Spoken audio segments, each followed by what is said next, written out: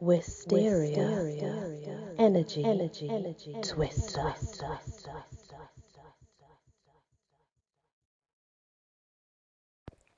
Hello everyone, welcome back to my channel and to the world of fairies as we continue our walk through the letter H. We start with Hipparete. Greek mythology, Hipparete was a water nymph, one of the named Danads. Hippo, born one of the 3,000 daughters of the Titans, Oceanus and Tethys. Hippo, meaning like a swift current. Hippodamia. In a list compiled by Apollodorus, a Greek scholar and grammarian, Hippodamia was one of the daughters of the Hamadryad, Atlantea, or Phoebe, sources do vary, and was wedded to Diaquoricites, or Istrus, sources again vary, one of the sons of the unnamed Arabic women, apparently. Hippodis.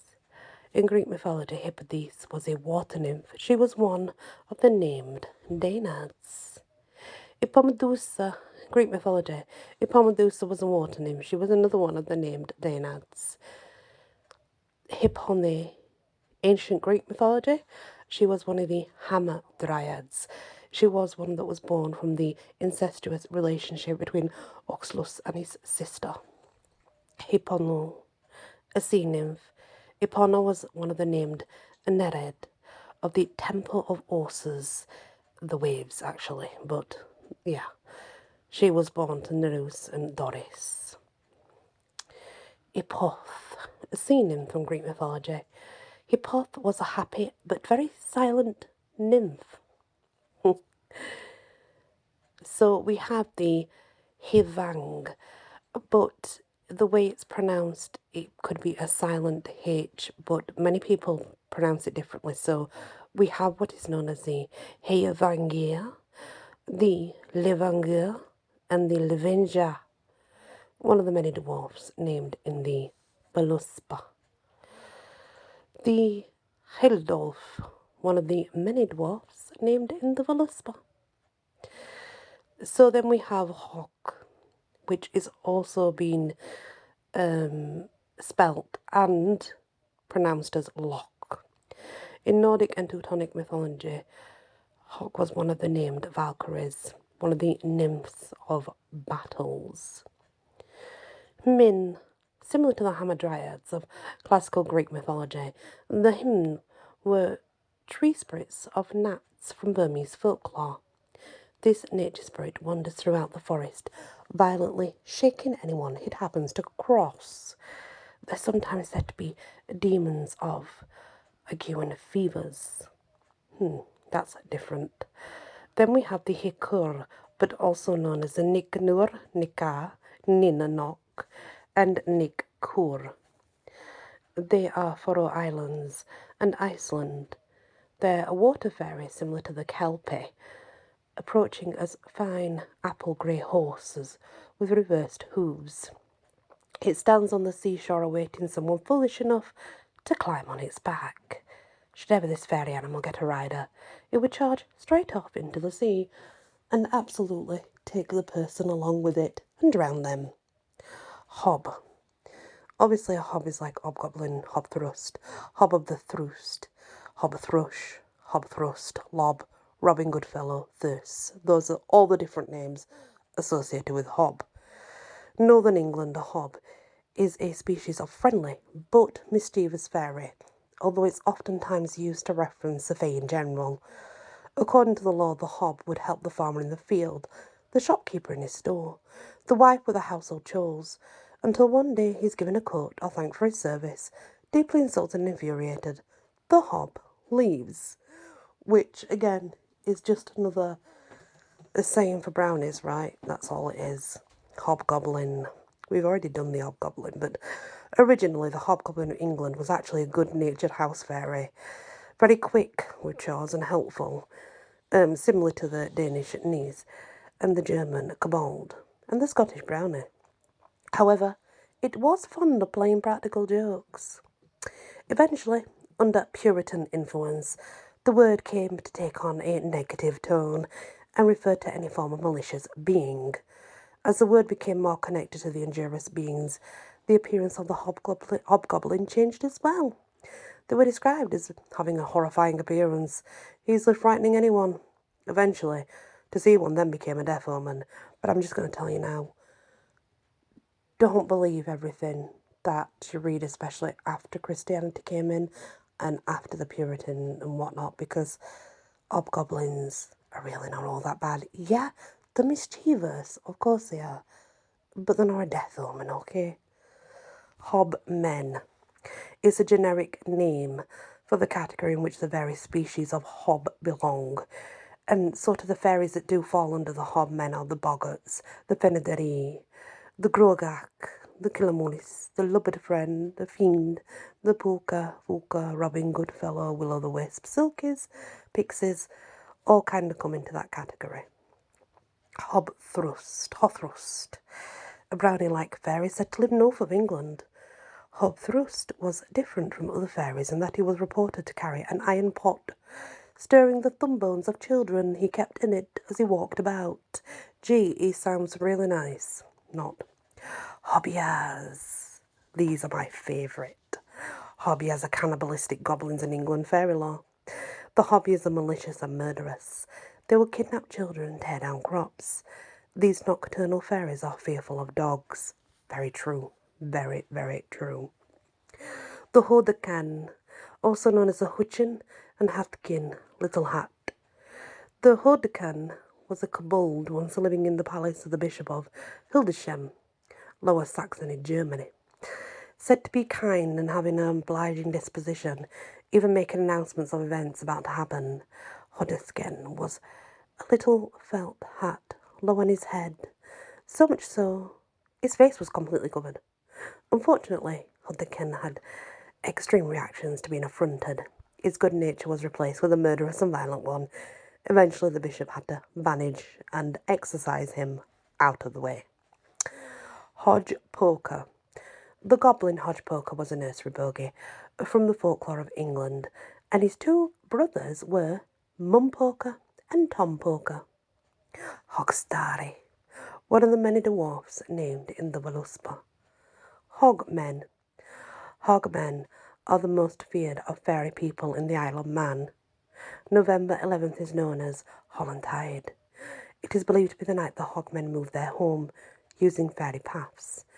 They travel along those straight lines to suitable fairy hills. Offerings of fruit and small gifts are left for them. The Hollandmachen, the dragon of the north. The Hollandmachen, which Maiden also it's called, was a fairy who had possession of King Solomon's lost ring. Had no permanent dwelling, but rather moved about as the wind took her. Once a month, the fairy needed to go to a particular spring and wash her face in the light of a full moon. If she not do so, well, she would lose her bloom of youth, instantly grow old, and become extremely wrinkled.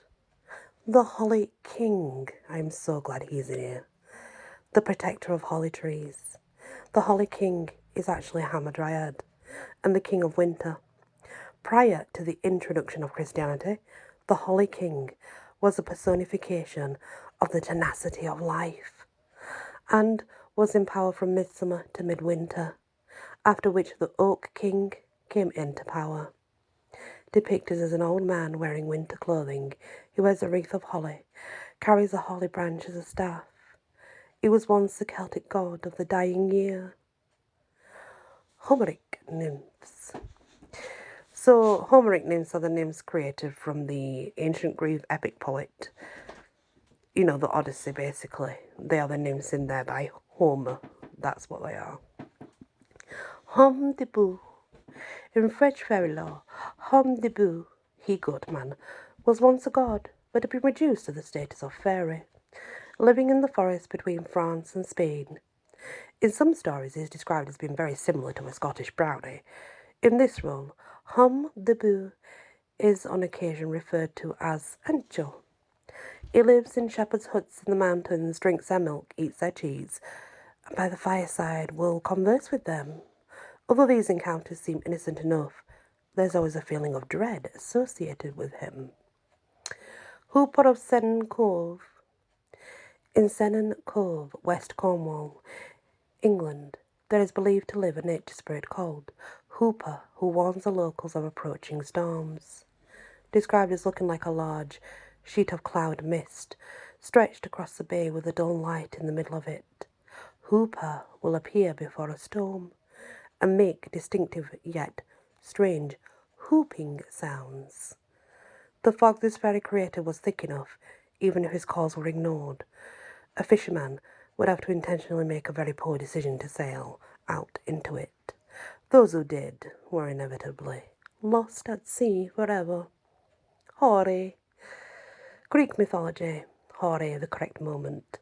There were 3 nymphs born of the union between Zeus and the Titan goddess of law, Themis. Hor, one of the many dwarfs named in the Voluspa. Hound Kunz was a powerful dev, according to ancient Persian law.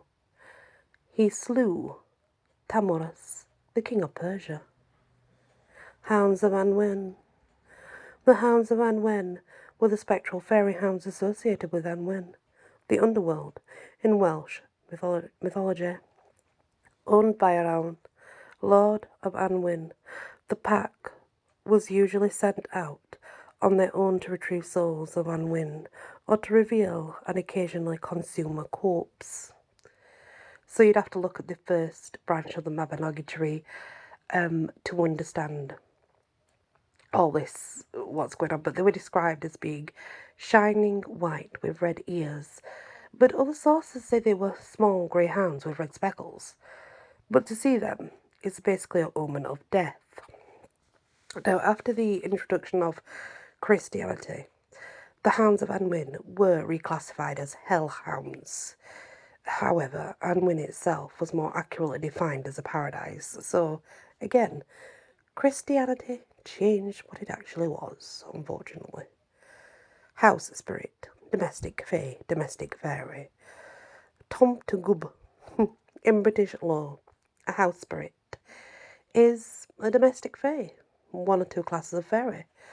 Typically they are like brownies or hobgoblins, just like you would expect them to be. But they just live in the houses with you instead of out there in caves and woods and all this other stuff. And they're actually, way back, that's what hauntings were. You know, if you thought you had a ghost, it wasn't a ghost, you had a house fairy. And as long as you left it an offering and you gave it stuff on that offering table, things wouldn't be so bad, it'd be alright. Howler, also known as Duinio, the Hawa of the Nightman.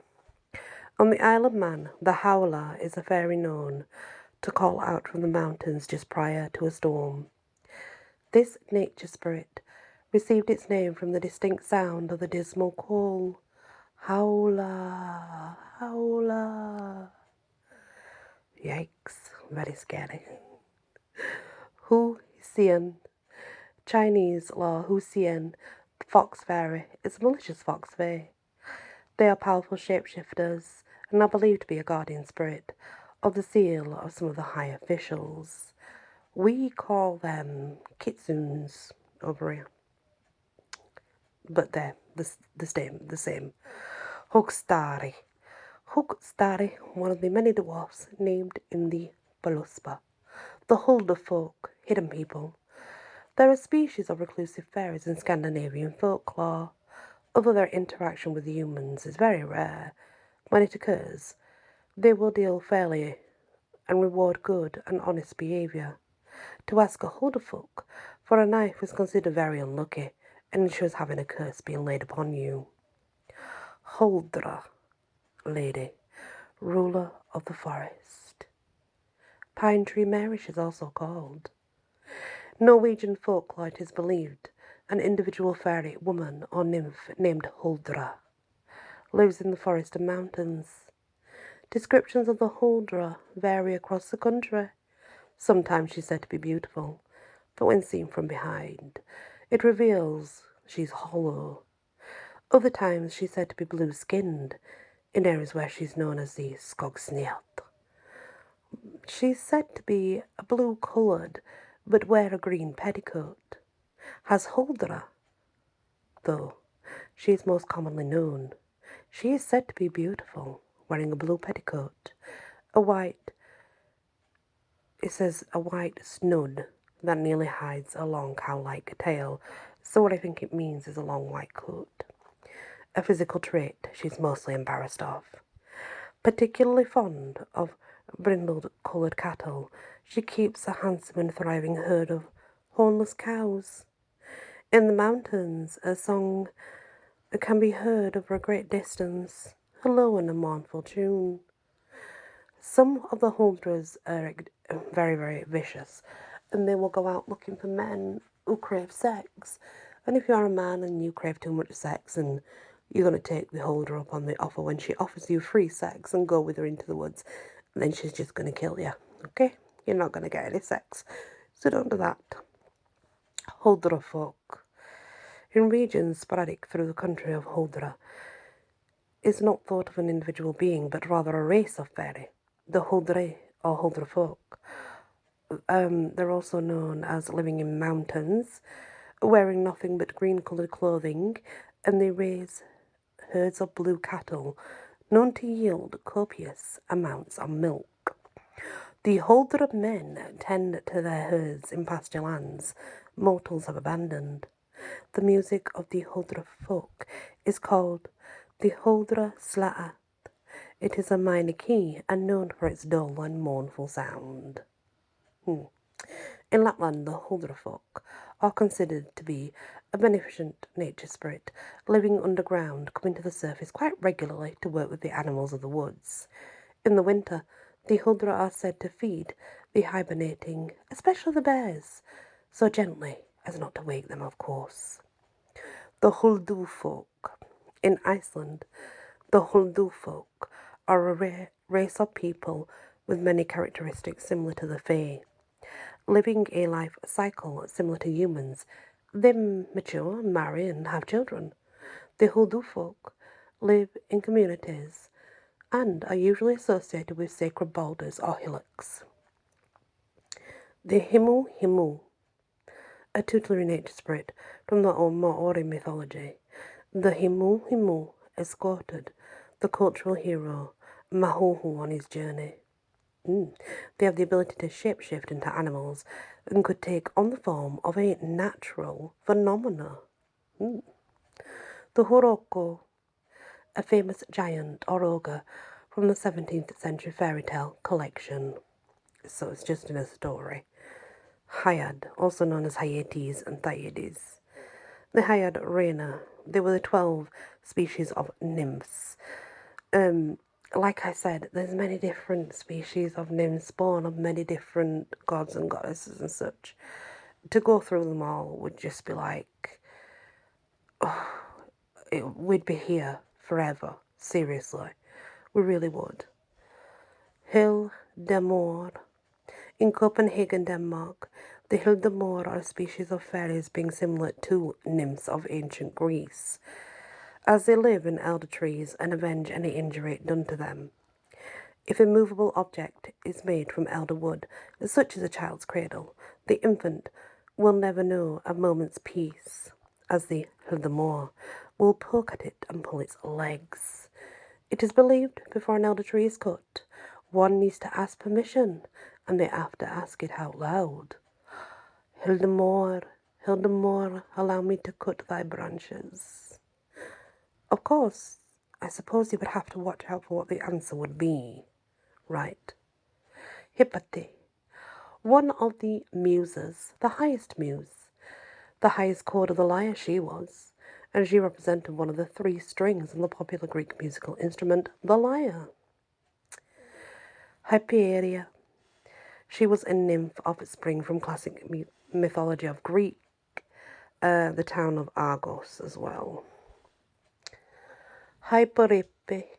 In Greek mythology, Hyperepe was a water nymph. She's one of the Danads. Hypernestra. In Greek mythology, Hypernestra was a water nymph. She's also one of the collective Danads. Hyter Sprite. In East Anglia and Lincolnshire, England, Heister sprites are a type of fairy which shapeshift into sand. Martins, a species of regional bird, are naturally sandy brown in colour with bright green eyes. Heister sprites are known together in groups and fly dangerously close to humans. That's interesting. So that leaves us with all, well, not all, but most of the other fairies, of course, in the letter H.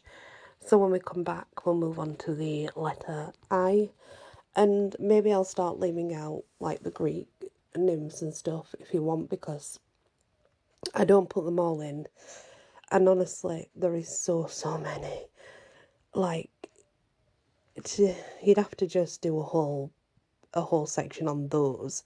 So if I put anything in, it'll just be a brief note of them, because otherwise, to go into like a deeper description and more information, you have to go into Greek mythology and you have to tell the stories of Greek mythology, which I've not done yet. Though I have the books, I've not actually done that yet. So bear in mind that some of them are brief descriptions because they are nymphs, and because they're nymphs of Greek mythology or Roman mythology, there are like so many of them. So I try and keep it brief for a reason. So yeah.